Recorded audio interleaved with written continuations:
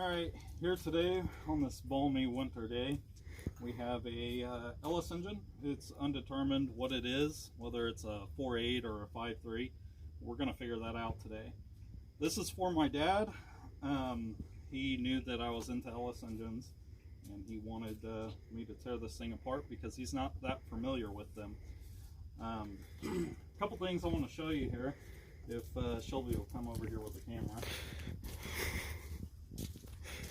You look down in here, I don't know if you can see it or not, but it's got a rocker arm that's pretty rusty on it. It's been sitting out in a hay field for a couple of years now, uncovered. Dad said that he could get the engine to turn, so we're going to tear it down and see how bad really is. It had a wiring harness on it whenever he got it. It ran over with a tractor, so I am calling this engine tear down the Hillbilly LS engine tear down. That is Lupin, my co-host. This is a bunch of wiring from the harness that I know that I'm not going to need. So I chopped it all off and it's in the floor. And there will be another video showing how to tear and strip down a LS harness to make it into a standalone engine harness for whatever project you may have. But behind this garage, we're going to get this thing in and see what we can find. So we're back here in the garage, what I call my engine build room. It would probably scare a whole lot of people who do this for a living, but it works for me. It's not the cleanest, but it does work for what I need to do. Let's see here. This is the Hillbilly LS engine teardown that I'd started the video on. I had started tearing it apart and I had the GoPro going, but the GoPro kind of had some issues. But I'll kind of give you an update of what's going on. This is what I found when I opened it up. I mean, just rust balls. Just I don't know if you can kind of see them there. But that cylinder is just a ball of rust. It's horrible. So what I did is I got one of my spare short blocks for my dad, and I'm just going to build it for him. You can kind of see, look at the camshaft. It is just insane. So I'll probably just take this block and bore it out and make a 5.7 or a 383 something. I don't know. But let's get on with the show. Today, what we're going to be doing is, these are the cylinder heads off of it. So they look like they're still in pretty good shape. There's a couple of valves that are kind of rusty, but I've got some rust. I don't know what it's called. Let's check it out. It eats rust. I don't know what it's called. Where's it? Vapor rust.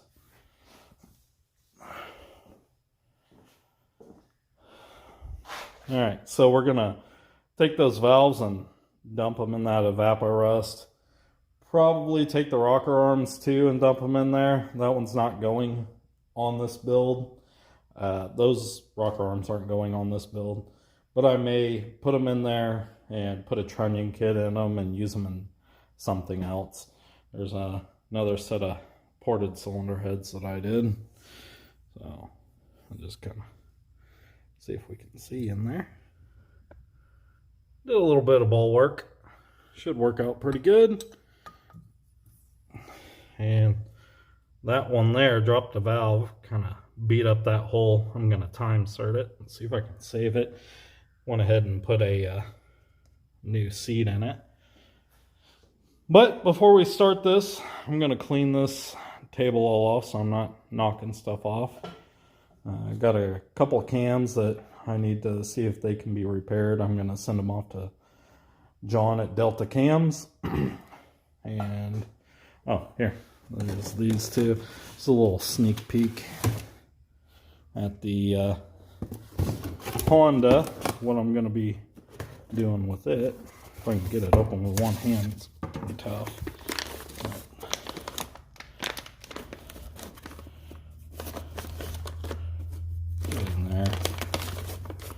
See if I can find the one that was open. I opened one of them. That's it. Oh, what the heck? Oh, there it is.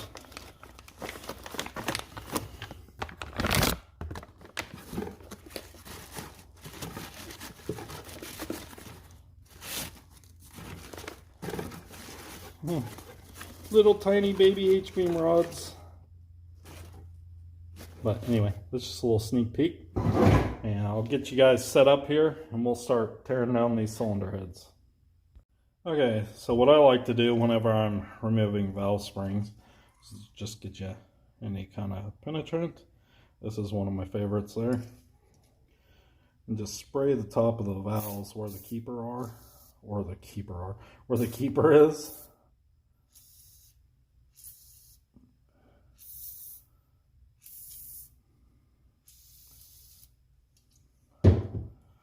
And then come through here, just lightly bop each one on the top of the valve.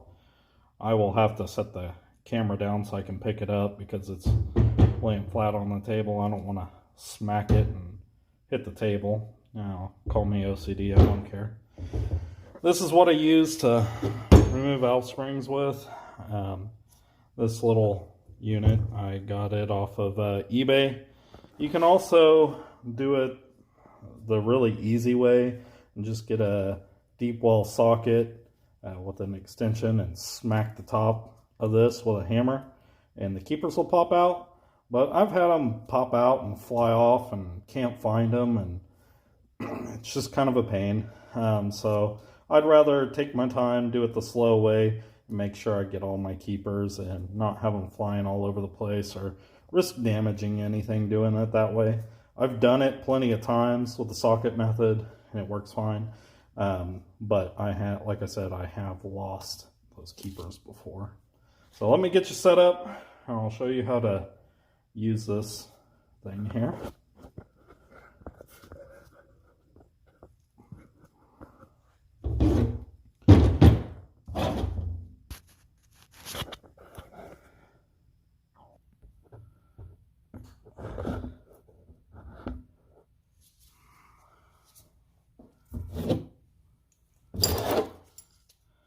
So basically, what you do is it's got a notch right here.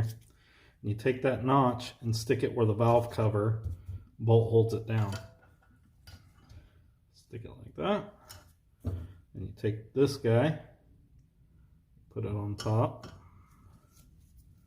And you run these two bolts that come with the little kit down into where the rocker arms go.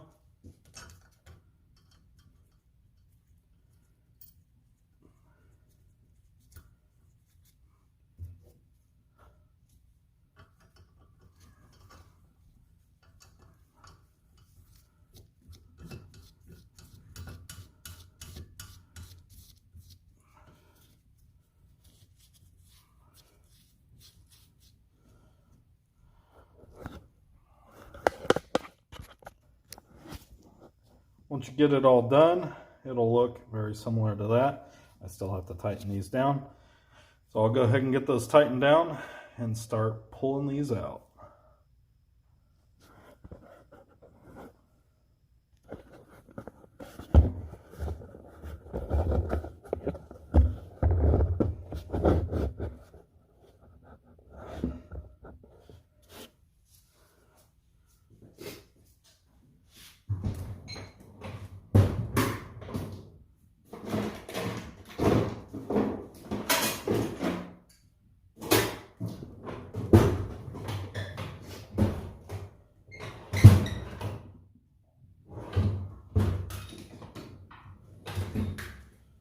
I think they're 13mm.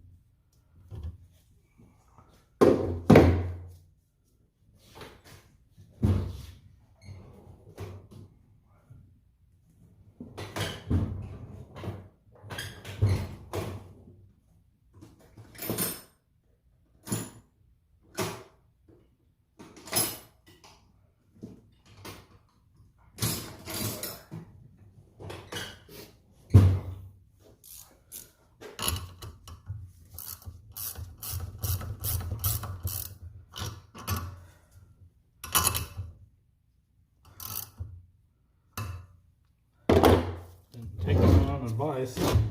Didn't go through and bop all the valves yet. So, just kind of smack on them like that.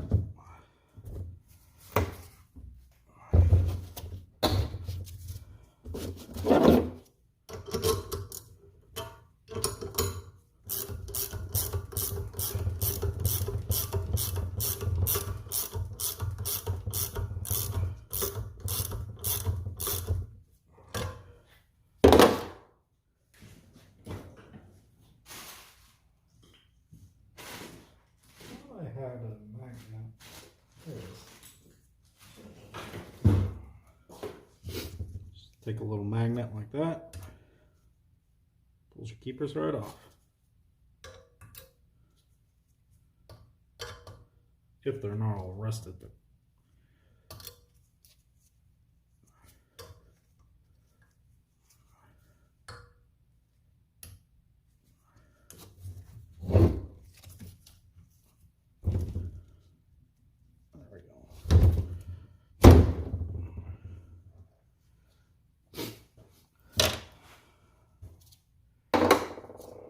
And you just do that process all through the cylinder heads.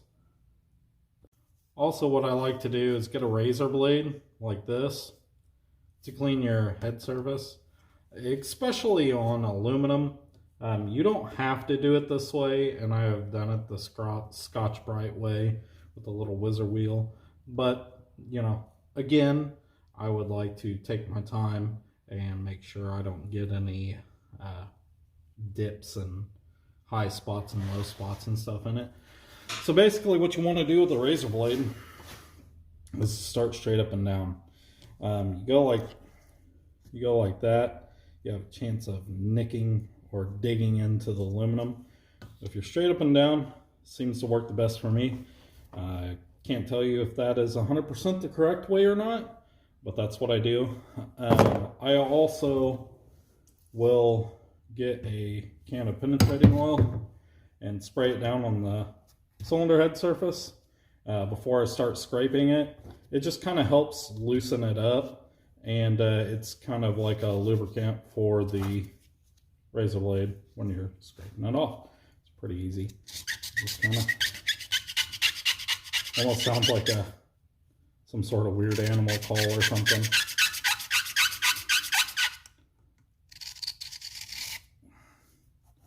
And just work it back and forth.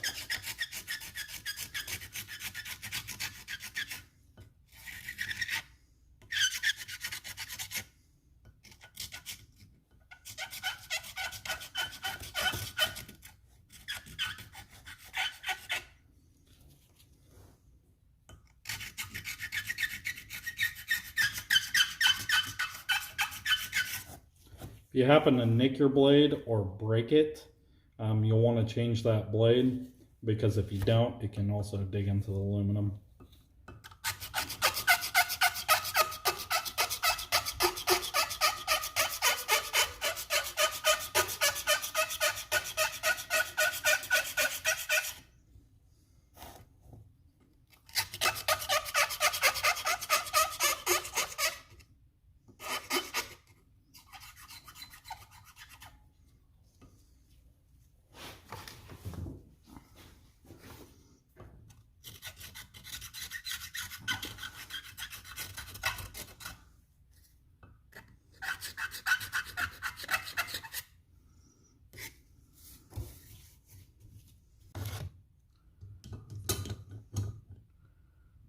Reach in there with a pair of pliers, you pull these valve stem seals out.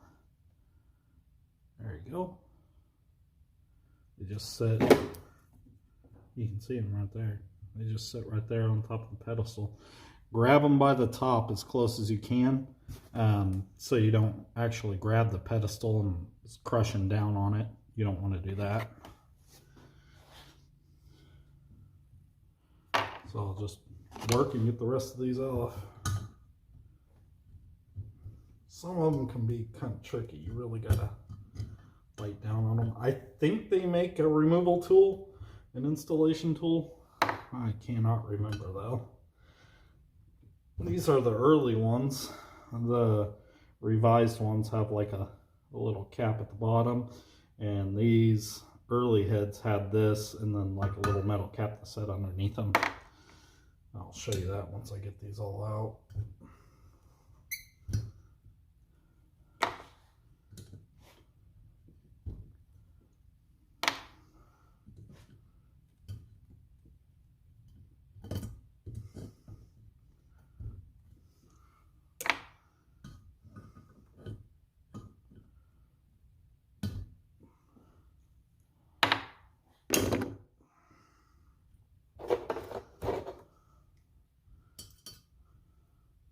That's what I'm talking about, just a little cap that sits down, and the valve stem seal sits on top of that. If you get a gasket kit, like a complete engine gasket kit, 90% of the time they will come with the new style.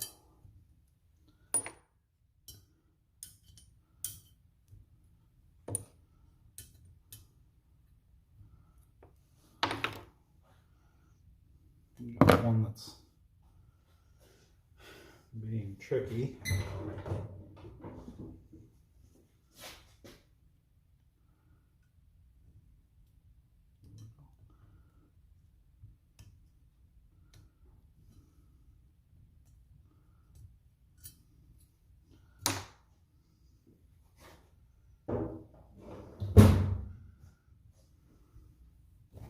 There's a completely disassembled head, ready to go to the car wash and tick some people off. Now we're going to check the deck flatness of the cylinder head to see if it needs to go to the machine shop. I've done another video on this, but just in case you didn't get to see it,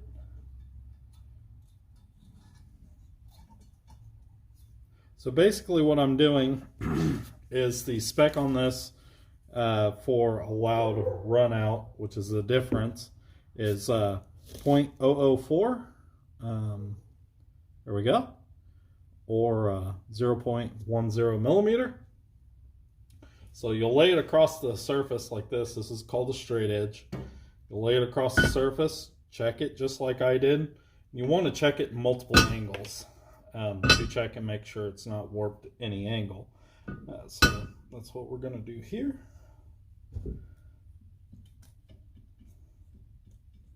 This cylinder head looks good. I don't think I'm going to need to send it off, which is nice.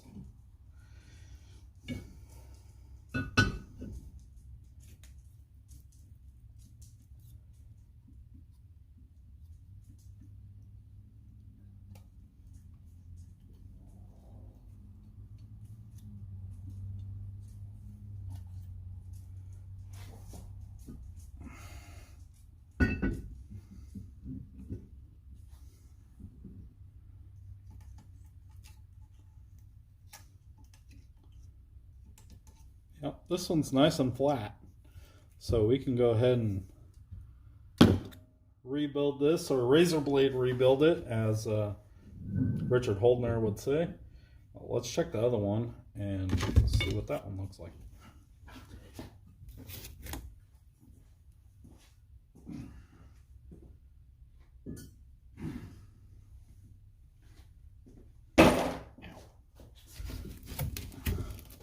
Don't mind my clumsiness.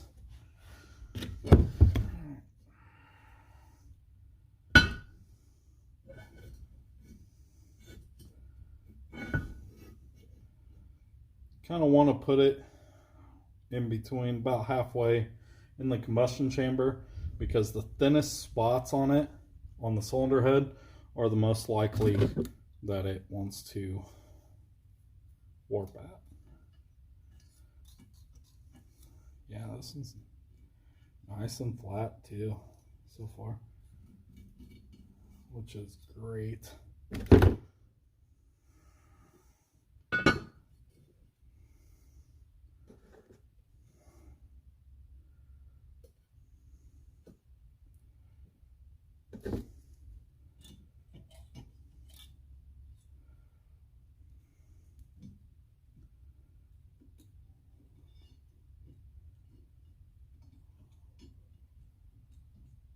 don't see any light coming in underneath it, which is also good. Yeah. Don't drop it.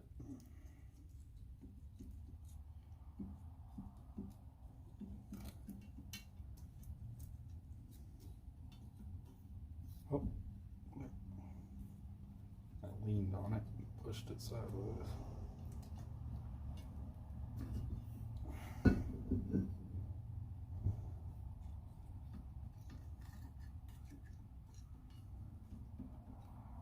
Alright, we're good on this one too. So we'll, hopefully I can grind the seats and get them to come back. There's a couple of them that are pretty rusty. So we'll check that out and see what we can do. But as far as it being flat, it's good to go.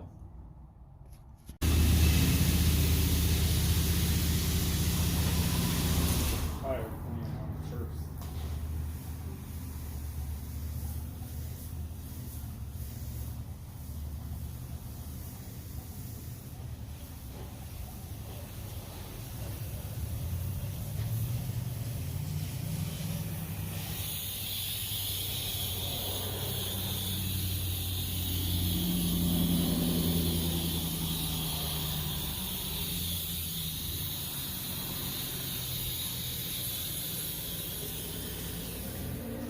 It's important that you don't lay the cylinder head down on the deck surface.